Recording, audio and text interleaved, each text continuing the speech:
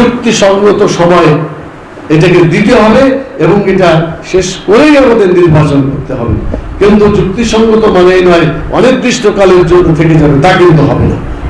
একটা যুক্তিসঙ্গত সময়ের মধ্যেই নির্বাচন দিতে হবে। সেই সমস্ত জালেমদেরকে অপসারণ করে জনগণের অধিকার যারা প্রতিষ্ঠা করতে পারে এমন লোককে বাছাই করে সেসব জায়গায় সেট করতে হবে। এই জন্য তাদেরকে বাছাই করার জন্য সুযোগ দিতে হবে। এখন ছাঁটাই করার পালা চলছে, আবার বাছাই করে সেখানে পূরণ করতে হবে।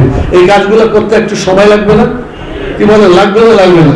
এখন কেউ কেউ চায় যে না, খুব তাড়াতাড়ি নির্বাচন করে দেন। তো তাড়াতাড়ি নির্বাচন আমরাও চাই, কিন্তু তার মানে নয় এই চোর ডাকাত এবং জালেমকে রেখেই কি নির্বাচন হবে? এটা নির্বাচন হতে পারে না। এগুলোকে অপসারণ করে সমাজে একটা স্থিতিশীলতা আনার পরেই নির্বাচন হলে মানুষের